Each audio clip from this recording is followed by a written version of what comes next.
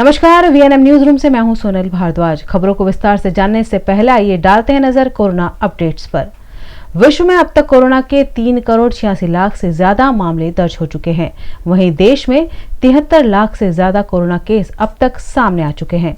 गुजरात में corona case की संख्या 1,54,000 पर पहुंच गई है। यह थे कोरोना अपडेट्स और आइए अब डालते हैं नजर वीएनएम हेडलाइंस पर। वडोदरा सेंट्रल जेल में गैंग वॉर, जानलेवा हमले में कुख्यात आरोपी अज्जू कानिया की मौत।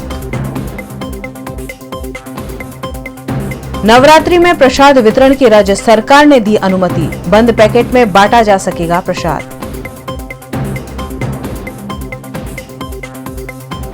और तेलंगाना के हैदराबाद में बारिश से हाहाकार, जनजीवन बेहाल।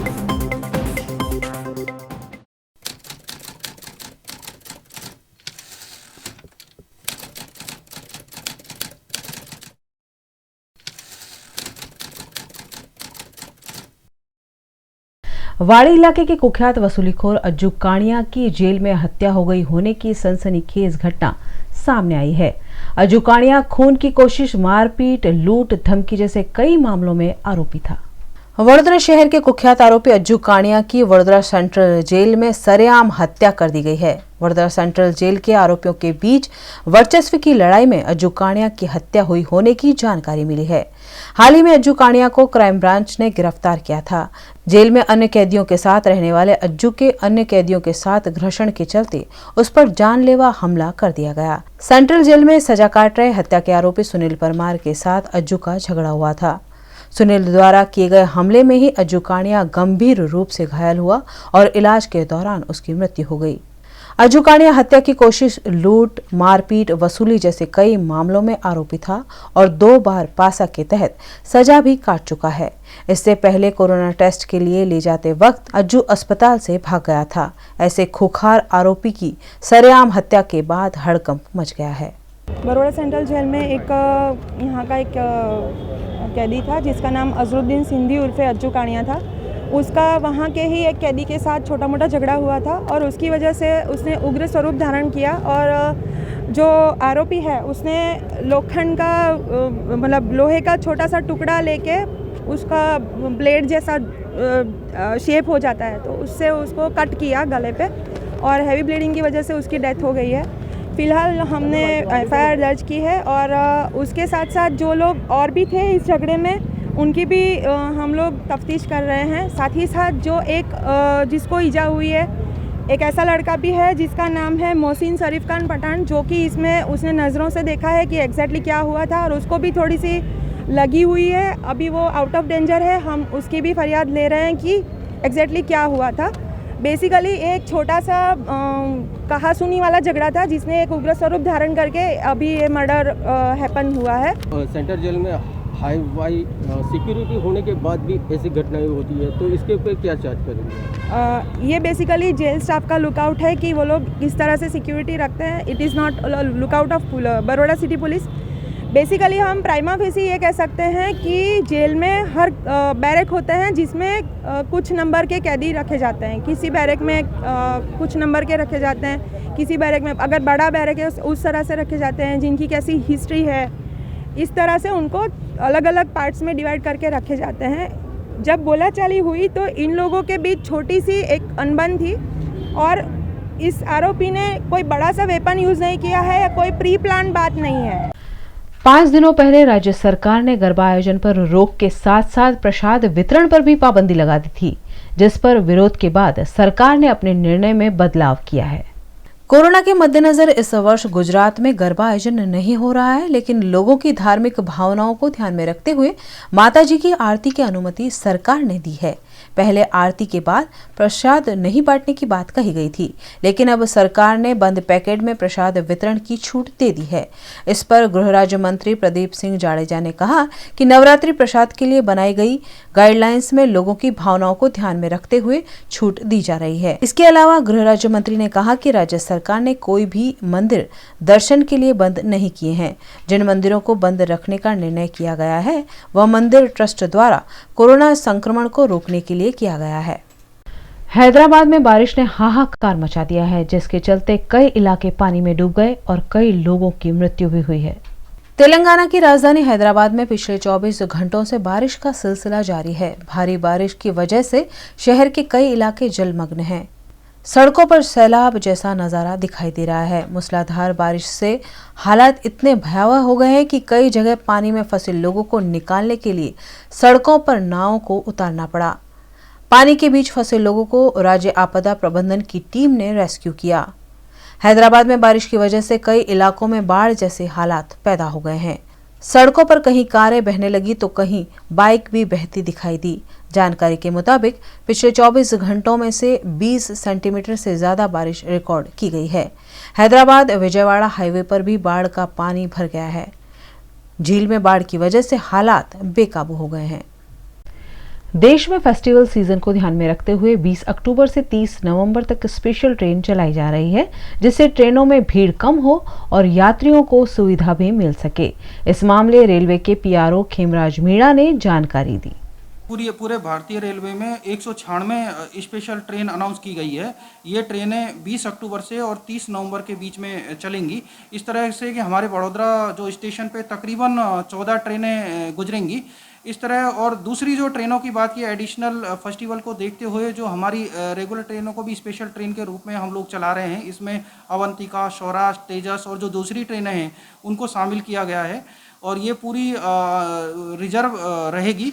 और इस तरह क्या है कि एक फेस्टिवल के मद्देनज़र ये ट्रेनों को चलाने का फैसला किया है और ये जल्दी इनका रिजर्वेशन स्टार्ट हो गया है और ये ट्रेनें चलेगी। अभी हमारे बड़ौदा स्टेशन पे 2 डिजिटल स्कैनिंग मशीन आई है। ये मशीनों से क्या 1 नंबर प्लेटफॉर्म पे ये रहेगी जहाँ से निकास होता है और दूसरी भी हम लोग उसको लगाएंगे। इसमें क्या है कि एक क्राइम को डिटेक्ट करने की एक क्षमता है, तो ये तकरीबन 25 लाख से ऊपर की मशीन है।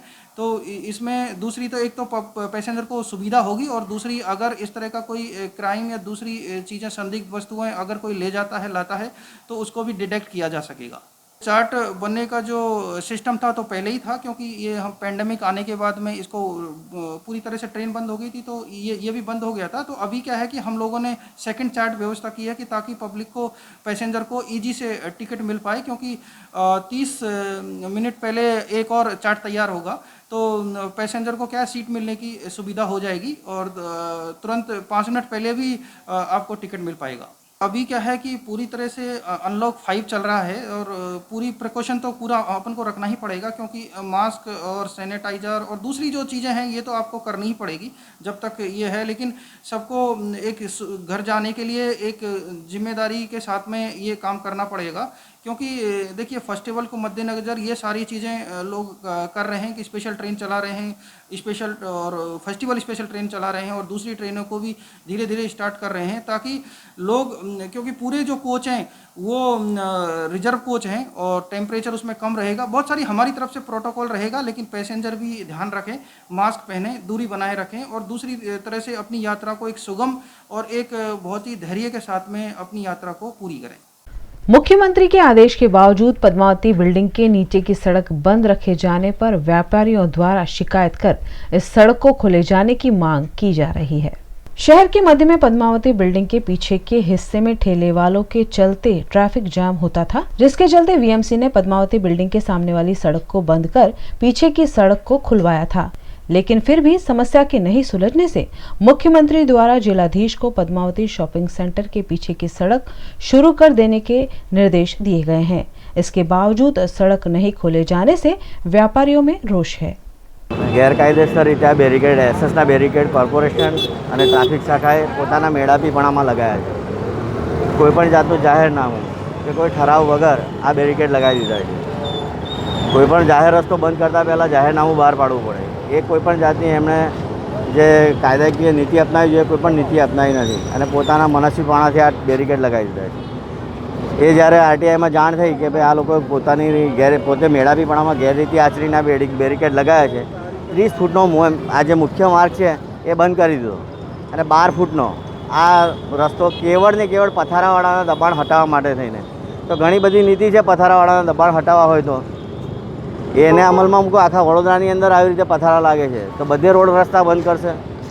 મુખ્ય રાજમાર્ગ કેવળ ને કેવળ લોકોને હેરાન કરવા માટે થઈને બંધ કર્યો છે. કોઈપણ જાતની નીતિ નિયમ વગર એમાં ટ્રાફિક શાખા અને નાયબ કાર્યપાલક ઇજનેર સેવા સદન બંનેના મેળાપી પણ આમાં થયું છે. તમારી માંગ શું છે? આ બેરિકેડ હટાવી દે. અમારી માંગ એ જ છે કે આ ગેરકાયદેસર રીતે જે રસ્તો બંધ કર્યો છે બંને રસ્તા ખુલ્લા રાખે. આ જે બેરિકેડ લગાવ્યા છે બહુ મોટી તકલીફ છે. જો તમને પથારાવાળાને હટાવવાનો છે, દબાણમાં તમને વાંધો ચૂકો છે, એના માટે બીજા ઘણા રસ્તા હોઈ શકે છે. આ બેરેક લગાવીને મોટા વાહનો જે આ તમે સાંકળા રોડ પર શરૂ કર્યા છે, આવનારા તહેવારના દિવસોમાં અકસ્માત કે બીજી ઘણી વાતો થવાનો ભય રહે છે. એટલે અમારી વિનંતી એ જ છે કે આ તમે બે કરો, બેઉ સાઈડથી તમે ટ્રાફિક ચાલુ રાખો. પથારાવાળા પર જે તમને પગલાં લેવા હોય લો, એમાં અમારો કોઈ વિરોધ નથી કે કોઈ એમાં અમારી માંગણી નથી. બાકી આ બેરેક હટાવીને ટ્રાફિક બેઉ તરફથી ચાલુ કરો, એ જ અમારી વિનંતી છે સેવા સદનને. અમને આશા છે કે સેવા સદનના अधिकारियों हमारी मांगणियों मानसे, फरी जेवुं हतुं एवुं करशे. वडोदरा में आज बुधवार को 107 कोरोना के नए मामले दर्ज हुए हैं। शहर में अब तक 13,382 कोरोना के केस दर्ज हो चुके हैं। वडोदरा महानगर पालिका द्वारा पिछले 24 घंटों में 4,204 कोरोना टेस्ट सैंपल लिए गए, जिसमें से 4,097 सैंपल नेगेटिव आए हैं, जबकि 107 सैंपल पॉजिटिव आए हैं। इन 107 लोगों को मिलाकर शहर में कोरोना संक्रमितों की संख्या 13,382 हो गई है। आधिकारिक रूप से एक मौत की भी आज फिर पुष्टि हुई है। शहर में कोरोना से अब तक 207 लोगों की मौत वीएमसी ने दर्शाई है। शहर में 1,691 कोरोना के सक्रिय मरीज हैं, जिसमें से 1,461 मरीज स्टेबल हैं। 161 मरीज ऑक्सीजन पर अपना इलाज करवा रहे हैं, जबकि 69 मरीज वेंटिलेटर पर है।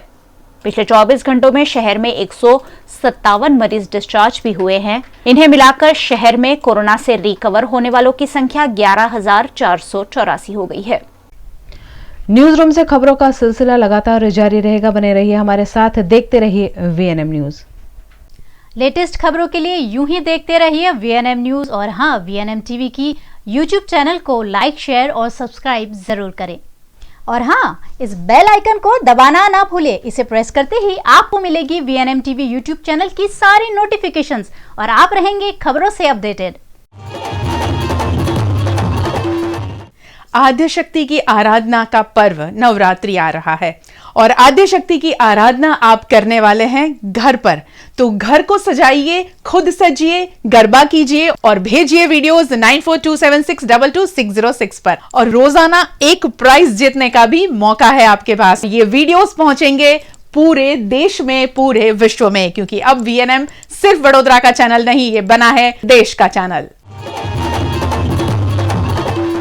Paneri ethnic and stylist short and long kurtis, leggings, Patiala, palazzo और पैंट की ढेरों वैरायटीज के साथ पानेरी में है इनरवेयर का भी कलेक्शन। अमांटे, ट्रायम, लेनिसा, जॉकी, लिबर्टी वर्ल्ड जैसी इंटरनेशनल ब्रांड के साथ स्वीट ड्रीम, सोनाली, ट्राइलो, एनामोर, लावण्य और जूलियट ब्रांड भी। और हाँ, पानेरी में अब अवेलेबल है मेंस अंडरगारमेंट्स, मेंस नाइटवेयर और मेंस स्पोर्ट्सवेयर भी। पानेरी 10 राजनगर सोसाइटी नियर कलश circle, Akota stadium road, Vadodara. Parul university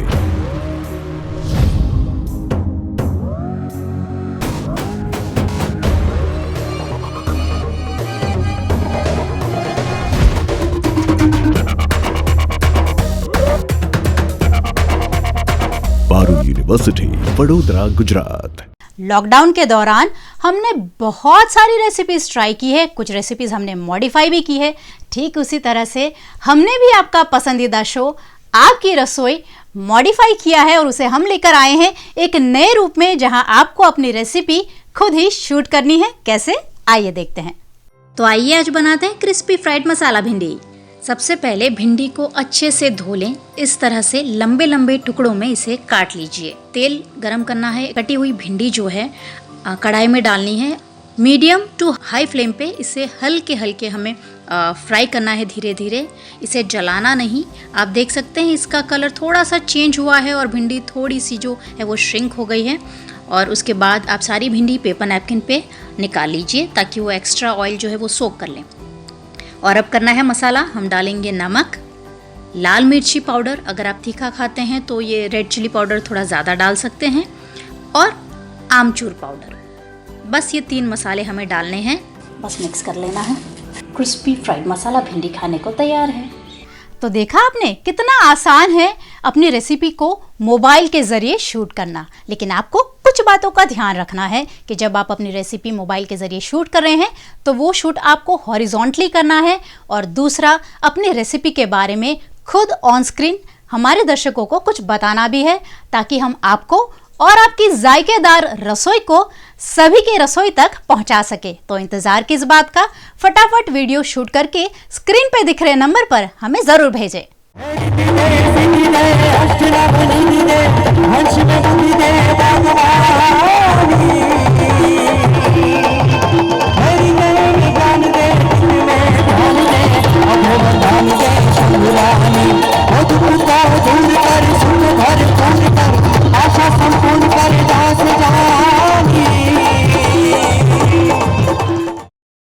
इस बार गरबे होंगे घर से।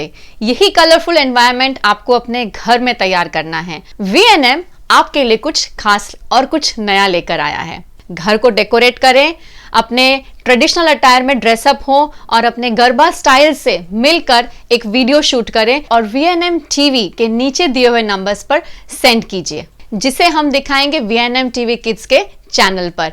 जी हाँ, आपके वीडियोस भेजने की लास्ट डेट है 24 अक्टूबर, और 21 से 25 तारीख तक हम रोज VNM TV किड्स पे आपके ये कलरफुल वीडियोस लेकर आएंगे। और इसमें भी एक एक्साइटिंग चीज है आपके लिए कि VNM TV हर रोज एक प्राइज डिक्लेयर करेगा। चलिए मिलकर घर से नवरात्रि को इस बार सेलिब्रेट करते हैं।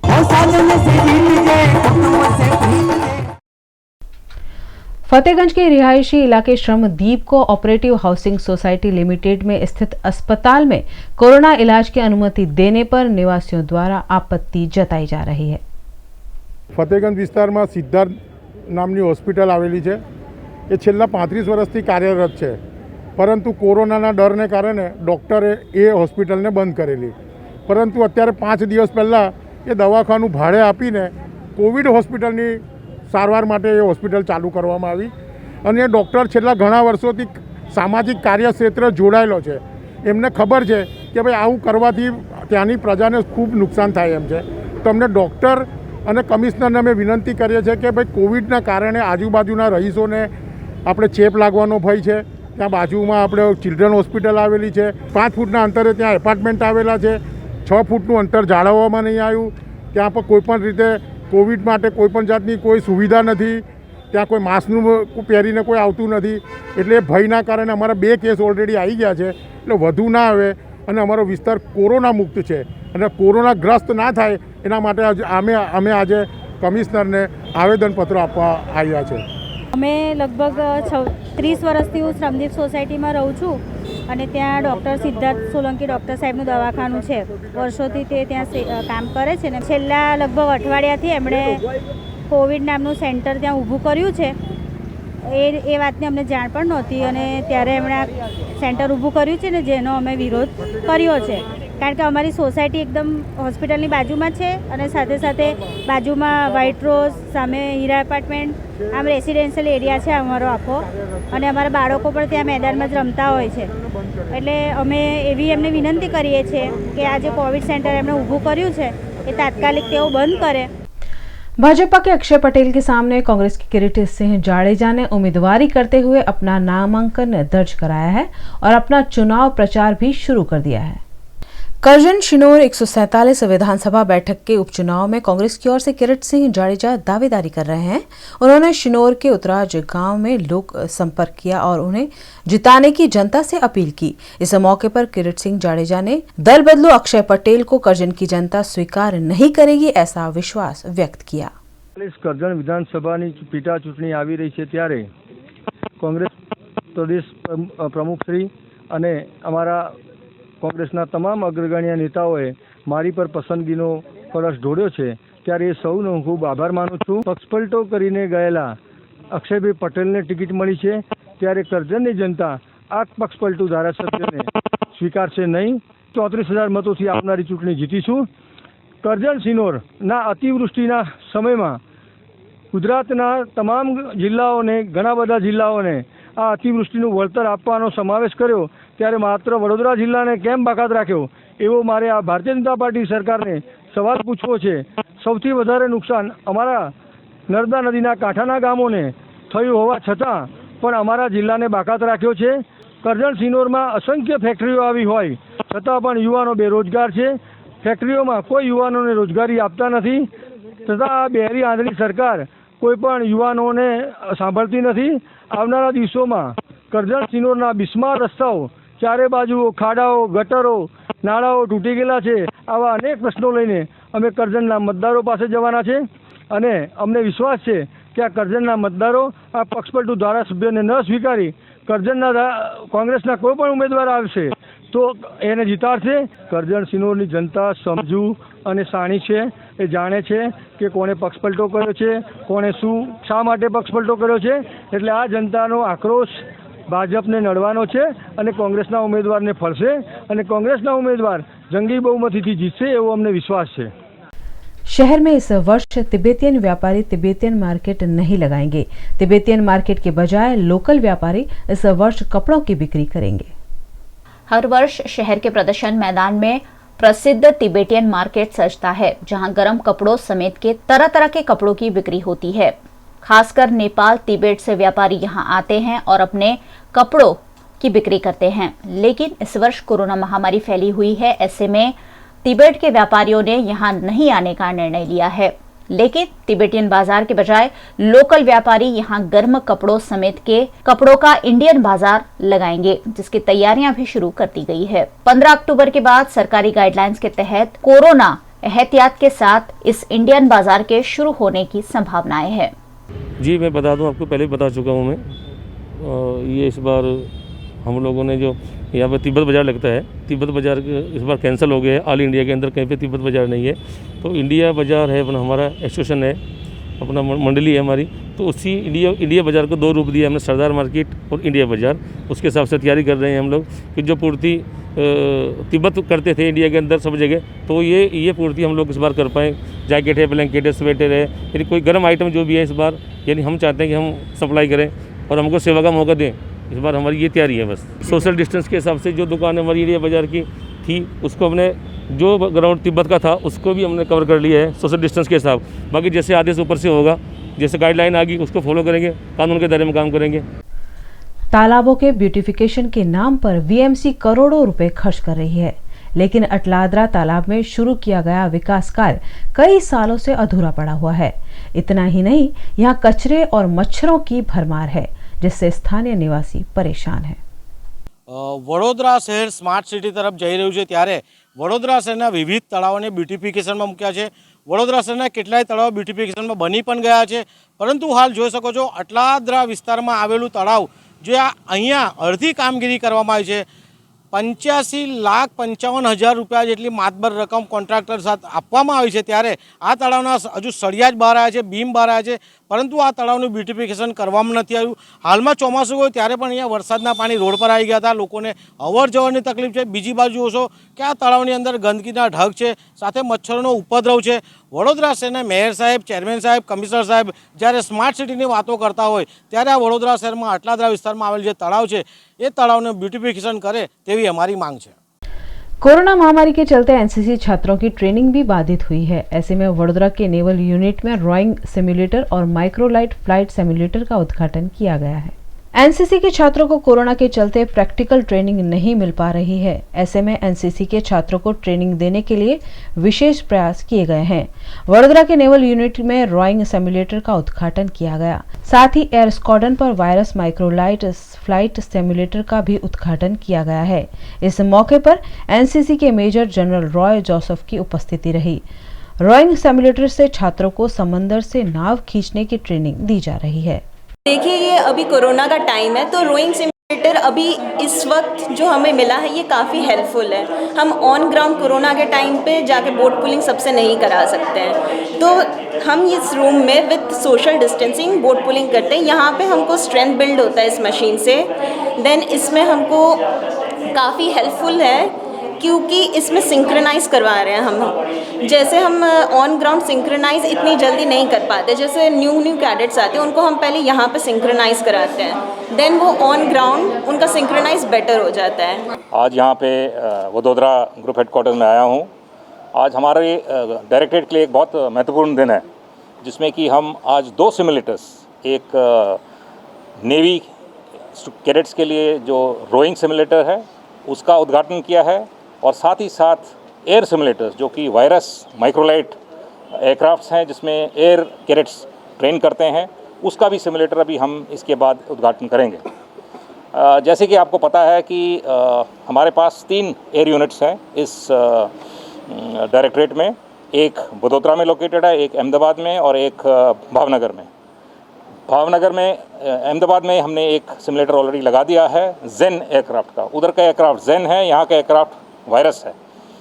और इस सिमुलेटर में जो भी माइक्रोलाइट में जो कंट्रोल्स होती हैं, आपका लैंड करना, टेक ऑफ करना, और साथ ही साथ आपके जितने इमरजेंसी प्रोसीजर्स हैं उस सब का कंप्लीट रेप्लिका आपके सिमुलेटर्स में होता है।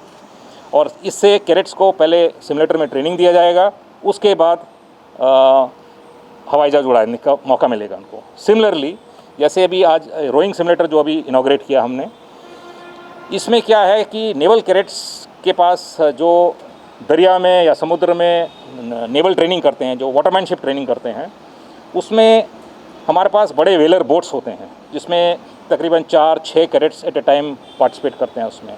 और जब ये दरिया में और समुद्र में जाते हैं, हम एक इसको कहते हैं सेलिंग, जहाँ पे सेल लगता है उसके पास साथ में। जब हवा नहीं होता है तो बोट सेल नहीं होता है, तो उस समय अपना हाथ और अपना दम यूज़ करना पड़ता है। उसके लिए क्या होता है, ओर छप्पा जो बोलते हैं, ओर्स होते हैं, उसके लिए कंधे की मजबूती बहुत ज़रूरी होती है। उसी को बढ़ाने के लिए ये रोइंग सिमुलेटर लगाया है यहाँ नेवल कैडेट्स के लिए, ताकि ये जब ये समुद्र और नदी में जाते हैं उनका रोइंग का प्रवेश जो है वो इम्प्रूव हो। भारत पेरेंटल्स लिमिटेड की ओर से rotary club of Baroda Jawahar Nagar के सहयोग से मुनीष सेवा आश्रम में सैनिटाइजर का वितरण किया गया। कोरोना महामारी से लड़ने हर कोई प्रयासरत है और हर कोई दूसरों को यथा योग्य सहायता भी कर रहा है। ऐसे ही सामाजिक कार्यों को आज शहर में भी अंजाम दिया गया, जिसमें rotary club of Baroda Jawahar Nagar द्वारा भारत पेरेंटल्स लिमिटेड कंपनी की ओर से मुनि सेवा आश्रम के मरीजों को सैनिटाइजर का वितरण किया गया, जिससे इन सभी को कोरोना संक्रमण से बचाने में सहायता मिल सके। साथी मित्र दिलीप भाई, हम FGI में काफ़ी समय से हम साथ में काम करते हैं, और दिलीप भाई की प्रेरणा से मुझे ऐसा लगा कि हमारी कंपनी जो ऐसे समय में पेंडेमिक सिचुएशन में इतनी अच्छी संस्था है जो मुनि सेवाश्रम की, उनको हमारी तरफ से जो भी हम योगदान दे सके उस हिसाब से हम लोगों ने ये सैनिटाइज़र और फेस मास्क और कुछ दवाइयाँ जो मुनि सेवाश्रम द्वारा अपने दर्दियों को दी जाती हैं, वो हम जो बनाते हैं, हम आज रोज़ उसको अपना सहयोग उस प्रकार से देना चाहते हैं। आज सावली में जो इंडस्ट्री है भारत पेरेंटल लिमिटेड, उन्होंने मुनि सेवा आश्रम को बहुत सारा बड़ा डोनेशन दिया है। फेस मास्क, दवाइयाँ और सैनिटाइज़र, इनका डोनेशन दिया है, जिससे हमको बहुत उपयोग में आ सकेगा, जो हम हमारे दर्दियों को दे सकेंगे। उनको मुफ्त में भी देते हैं हम, तो इसका कुछ बहुत फ़ायदा हो जाएगा। જ્યારે અમે એમની જોડે જોડાયા છે તો એમની જે નાની મોટી જરૂરિયાતો જે ઊભી થાય, જેમ કે આ ફેસ માસ્ક છે, સેનિટાઈઝર્સ છે, PPE કિટ્સ છે, કે જે આ બધું જે કોવિડના ટાઈમની જે બધી એસેસરીઝની રિક્વાયરમેન્ટ, ઘણી બધી દવાઓ હોવી, તો આજે એના માટે અમે rotary club of Baroda Jawahar Nagar તરફથી આવા જે ભરતભાઈ જેવા દાતાઓ જે ડોનર્સ છે, ભારત પેરેન્ટલ્સ એમની કંપની છે, ફાર્મા કંપની, એવા બધા અલગ, કોઈએ PPE કિટ્સ આપી તો કોઈએ આ આપ્યું, તો જવાહરનગર રોટરી ક્લબ બરોડા જવાહરનગર એ બંને વચ્ચેની એક લિંક બનીને મુનિ સેવા આશ્રમને સપોર્ટ કરે। नकली दस्तावेज बनाकर 72,16,000 का GST रिफंड पाकर धोखाधड़ी को अंजाम देने वाले कंपनी के पूर्व GST कंसल्टेंट के खिलाफ मामला दर्ज हुआ है। निजी कंपनी के लॉगिन आईडी और पासवर्ड का इस्तेमाल कर गलत दस्तावेज बनाकर जीएसटी ट्रांजैक्शन दिखाते हुए बैंक से 72,16,000 रुपए का जीएसटी रिफंड पाकर घोटाले को अंजाम देने का मामला उजागर हुआ है। इस मामले पूर्व जीएसटी कंसल्टेंट दिलीप पटेल के खिलाफ रावपुरा पुलिस ने ठगी का मामला दर्ज कर कानूनी कार्रवाई की है। રાવપુરા પોલીસ સ્ટેશન ખાતે ઠગાઈની તેમજ ખોટા ડોક્યુમેન્ટ્સ બનાવીને સરકારી કર્મચારી સમક્ષ રજૂ કરીને આર્થિક લાભ મેળવવા અંગેની એક ફરિયાદ દાખલ થઈ છે, જેના ફરિયાદી જીએસટીના જ એક કર્મચારી વિજયભાઈ કરીને છે। હાલમાં કુબેર ભવન ખાતે ચાલતી જીએસટી એટલે સ્ટેટ જીએસટીની જે કચેરી છે તેના તરફથી એક ફરિયાદ માટે એક પત્ર વ્યવહાર થયેલો હતો। તેમાં જણાવેલ છે કે એક બરોડા સિટી ખાતેના અલકાપુરી વિસ્તારમાં એક ટેલેન્ટ એનીવેર નામની કંપની આવેલી છે, જેના માલિક છે શ્રીધર દક્ષિણામૂર્તિ, અને તેઓની કંપની દ્વારા જાન્યુઆરી 2019થી ટેક્સ રિફંડ મેળવવા માટે કેટલાક પ્રોસેસ કરવામાં આવેલ હતા, અને તે મુજબ સરકારને તેમના પેપર્સ જે તે વખતે ટેક્સ રિફંડ કરવા લાયક લાગતા હોવાથી જે તે વખતે ટેક્સ રિફંડ કરેલું હતું, પરંતુ ત્યારબાદ અચાનક જ તારીખ 30/9ના રોજ જે તે વેપારી જીએસટીની કચેરી ખાતે જઈને જણાવેલ કે આવા કોઈ રિફંડ માટેના તેમણે પ્રોસેસ કરેલ નથી, અને એમણે જે પોતાની સર્વિસીસ છે એમાં કોઈ ખરીદ વેચાણ કે નિકાસ કરેલ નથી। એક સહકર્મચારી છે દિલીપભાઈ પટેલ, જેમણે સદર વેપારી શ્રીધરભાઈના યુઝર આઈડી પાસવર્ડ તેમજ કેટલાક ડોક્યુમેન્ટ્સનો યુઝ કરીને ખોટી રીતે ટેક્સ રિફંડ માંગવા માટે જીએસટી કચેરી સાથે પત્ર વ્યવહાર પણ કર્યો હતો, ખોટા દસ્તાવેજો રજૂ કર્યા હતા, અને આના આધારે ટેક્સ રિફંડ મળતા તેમણે એક અલગ ખાતું પંજાબ એન્ડ સિંધ બેંકમાં ખોલાવીને પોતાનું ખાતું બદલાયું છે એવું શ્રીધરભાઈ તરફથી જણાવીને એ અલગ ખાતાની અંદર પોતાની રીતે પૈસા જમા કરાવડાવેલા, અને બારોબાર તે પૈસા એમણે ઉપાડી અને વેપારીને તેમજ જીએસટી વિભાગને આર્થિક રીતે ચીટિંગ કરેલી છે, અને આર્થિક નુકસાનના કારણે જીએસટી વિભાગ તરફથી હાલમાં આ એક ફરિયાદ દિલીપભાઈ પટેલ વિરુદ્ધ નોંધવામાં આવેલી છે। હાલ તેની તપાસ ચાલુ છે, અને જો વધારે બીજા કોઈ પુરાવા જણાશે તો આ સિવાય પણ બીજા આરોપીઓ વિરુદ્ધ પણ તપાસ થવાની તજવીજ ચાલુ છે। जैसे जम्मू कश्मीर के सेब मशहूर हैं, वैसे छोटाउदेपुर जिले के सीताफल भी लोग खूब पसंद करते हैं। छोटाउदेपुर जिला के कई आदिवासी इलाकों में जंगल में सीताफल के सैकड़ों पेड़ हैं। यहाँ के स्थानीय आदिवासी इन फलों को तोड़कर वडोदरा, अहमदाबाद, सूरत, भरूच तक बेचने जाते हैं। यहाँ के सीताफल की खासियत है कि यह बिना किसी रासायनिक खाद या दवाइयों के पकाए जाते हैं, जिसके चलते खाने में यह बेहद स्वादिष्ट लगते हैं। छोटाउदेपुर के पथरीले इलाकों में उगने वाले सीताफल औषधीय गुणों से भरपूर होते हैं। ऐसे में खाने के अलावा पशुओं और इंसानों को हुए घाव को भरने में भी कच्चे सीताफल का इस्तेमाल किया जाता है।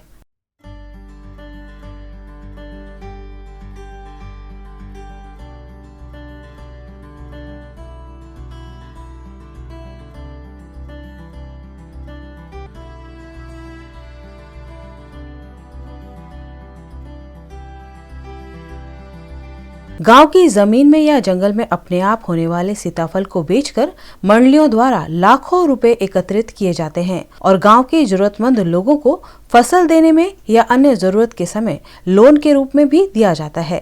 ऐसे में यह सीताफल आर्थिक के साथ साथ लोगों को सामाजिक रूप से भी फायदा पहुंचाते हैं। हमारे आदिवासी प्रदेश में सीताफल के बहुत भारी मात्रा में पेड़ है। सीताफल यहाँ के आदिवासी सुबह से सीताफल के फल तोड़ के लाते हैं और यहाँ से गाड़ी भरकर बाज़ार में बेचते हैं। जो पैसे आते हैं उनसे ये हमारे आदिवासी जीवन का गुजारा करते हैं। महिसागर जिला के लुणावाड़ा के कांग्रेस के पूर्व विधायक हीरा पटेल के बेटे द्वारा आईडीबीआई बैंक में तोड़फोड़ करने पर विवाद हुआ है। लुणावाड़ा की आईडीबीआई बैंक में शाम के वक्त पहुंचे कांग्रेस के पूर्व विधायक हीरा पटेल के बेटे द्वारा बैंक कर्मचारियों से बदसलूकी किए जाने का मामला सामने आया है, जिसमें पैसों की लेन देन का वक्त पूरा होने के बावजूद बैंक के कर्मचारी के साथ गलत व्यवहार किया गया। पूर्व विधायक हीरा भाई के बेटे ने नशे में यहां तोड़फोड़ को भी अंजाम दिया, जिसके चलते मामले पर शिकायत दर्ज कराई गई है। आइए अब डालते हैं नेशनल, रीजनल, लोकल खबरों पर एक नजर फटाफट।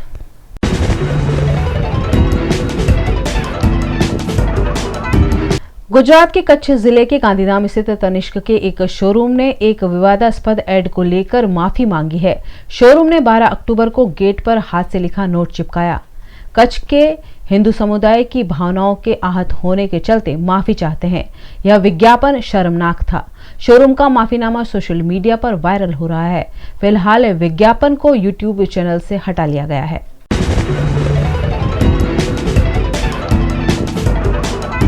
महाराष्ट्र में मंदिरों को नहीं खोलने को लेकर राजनीति तेज हो गई है। अब पूर्व सीएम देवेंद्र फडणवीस की पत्नी अमृता ने सीएम उद्धव ठाकरे पर निशाना साधा है। अमृता ने बुधवार को ट्वीट किया कि महाराष्ट्र में बार और शराब की दुकानों को खोलने की छूट है, लेकिन मंदिर खतरनाक जोन में है। भरोसा न कर पाने वाले लोगों को सर्टिफिकेट देकर खुद को साबित करना होता है। ऐसे लोग स्टैंडर्ड ऑपरेटिंग प्रोसीजर को लागू करवाने में नाकाम रहते हैं।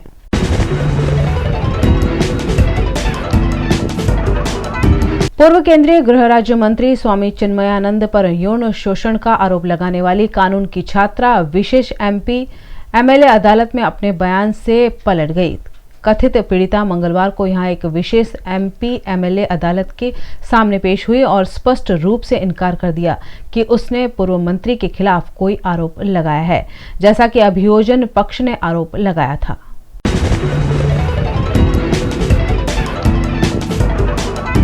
मुंबई पुलिस ने रिपब्लिक टीवी के editor in chief Arnab Goswami को कारण बताओ नोटिस जारी किया है। गोस्वामी पर पालघर में साधुओं की हत्या के मामले में एक शो के दौरान तथाकथित रूप से सांप्रदायिक टिप्पणी करने का आरोप है।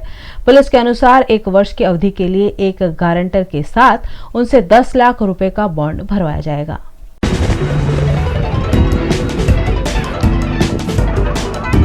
आईपीएल 2020 के 30वें मुकाबले में आज श्रेयस अय्यर की दिल्ली कैपिटल्स और स्टीव स्मिथ की Rajasthan Royals team Dubai international cricket stadium में आमने सामने होंगी।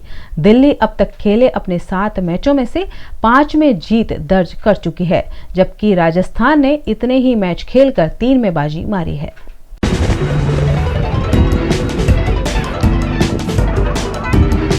कोरोना काल में भारतीय अर्थव्यवस्था पर पड़ी मार उसे प्रति व्यक्ति जीडीपी के मामले में बांग्लादेश से भी पीछे ले जा सकती है।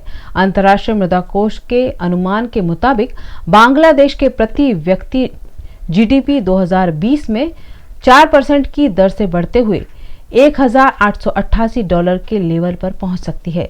वहीं भारत में प्रति व्यक्ति जीडीपी 10.5% की गिरावट के साथ $1,877 तक गिर सकती है। बीते 4 सालों में प्रति व्यक्ति जीडीपी के मामले में यह भारत का सबसे कमजोर प्रदर्शन होगा।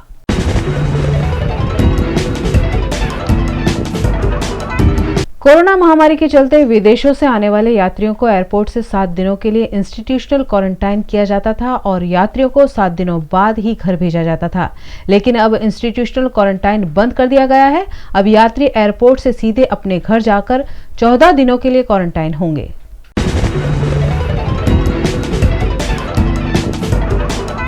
गढ़ड़ा में विधानसभा उपचुनाव के मद्देनजर भाजपा कार्यालय का उद्घाटन किया गया, लेकिन इस मौके पर बड़ी संख्या में भाजपा के कार्यकरों ने एकत्रित होकर फिर एक बार कोरोना गाइडलाइंस का भंग किया, जिसके चलते पहली बार भाजपा के खिलाफ सोशल डिस्टेंसिंग का भंग करने की शिकायत दर्ज की गई है।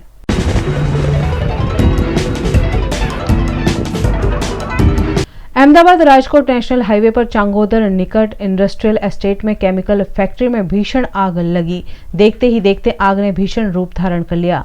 आग को काबू में लेने के लिए दमकल विभाग की 17 गाड़ियां मौके पर पहुंची और आग पर काबू पाने की कोशिश की। करजन विधानसभा उपचुनाव 3 नवंबर को प्रस्तावित है, जिसमें भाजपा कांग्रेस के अलावा राष्ट्रीय जनक्रांति पार्टी के प्रत्याशी दिनेश पटेल ने भी उम्मीदवारी दर्ज कराई है। दिनेश पटेल शिनौर के सामाजिक कार्यकर हैं और भाजपा कांग्रेस के बड़े नेताओं के खिलाफ दावेदारी कर रहे हैं। झगड़िया तालुका के उमल्ला गांव में कृषि सुधार विधेयक बिल पर जन जागरूकता कार्यक्रम आयोजित किया गया, जिसमें किसानों को इस बिल के बारे में जानकारी दी गई। इसके अलावा किसानों को उनसे जुड़ी योजनाओं पर भी मार्गदर्शन दिया गया। इस मौके पर कई विकास कार्यों का भी सांसद मनसुख वसावा के हाथों लोकार्पण और भूमि पूजन किया गया। झगड़िया तालुका के पीपदरा गांव में रहने वाले आरोपी संजय वसावा राजपारडी पुलिस के हत्थे चढ़ गया है। आरोपी लगभग 15 वारदातों में शामिल रहा है। आरोपी को पकड़ने के दौरान संजय वसावा ने पुलिस टीम पर हमला कर दिया, जिसमें पुलिस जवान गंभीर रूप से घायल हुआ है। गिरफ्तार आरोपी से पूछताछ कर मामले की तफ्तीश पुलिस कर रही है। छोटाउदेपुर के बोडेली में सड़क पर किए गए अतिक्रमण को दूर नहीं किए जाने से जमीन मालिक द्वारा अनोखा विरोध प्रदर्शन किया गया। जमीन मालिक ने अर्धनग्न अवस्था में मामले पर विरोध प्रदर्शित करते हुए सड़क पर किए गए इस अतिक्रमण के खिलाफ आवाज उठाई और 15 अक्टूबर से प्रतीक उपवास करने की बात भी कही। नसवाड़ी वकील मंडल द्वारा राज्य सरकार ने तलाटियों को जो सत्ता दी है उस पर विरोध प्रदर्शित करते हुए सरकार के परिपत्र को जलाकर आपत्ति जताई। नसवाड़ी तालुका सेवा सदन में एकत्रित होकर इन वकीलों ने मामलतदार को आवेदन देते हुए सरकार के इस निर्णय का विरोध किया। सांवली शहर भाजपा महामंत्री द्वारा बेटी के जन्मदिन पर गरीब बच्चों को कपड़े, चॉकलेट इत्यादि बांटकर खुशियां बांटी। सांवली भाजपा के महामंत्री अंकित राणा ने अपनी बेटी आराध्या के पहले जन्मदिन को अनोखे रूप से मनाते हुए सामाजिक उत्तरदायित्व तो निभाया ही, कोरोना महामारी में जरूरतमंदों की सहायता भी की। सांवली के मेवली गांव में वाइल्ड लाइफ रेस्क्यू ट्रस्ट द्वारा 3 अलग अलग जाति के सांपों को रेस्क्यू किया गया। यह सांप उड़ते सांप के रूप में जाने जाते हैं। यह सांप वजन में खूब हल्के होते हैं और एक डाल से दूसरी डाली पर जंप करते हैं, जिससे लोगों में ऐसे सांपों को लेकर दहशत बनी हुई है। शिनोर के दामापुरा गांव में एक महाकाय अजगर देखे जाने से लोगों में दहशत देखने को मिली। घटना की जानकारी शिनोर वन विभाग को दी गई। शिनोर के आरएफओ और वाइल्ड लाइफ ट्रस्ट मालसर के सदस्यों ने मौके पर पहुंचकर करीबन 10 फीट लंबे अजगर को रेस्क्यू कर सुरक्षित स्थान पर छोड़ दिया।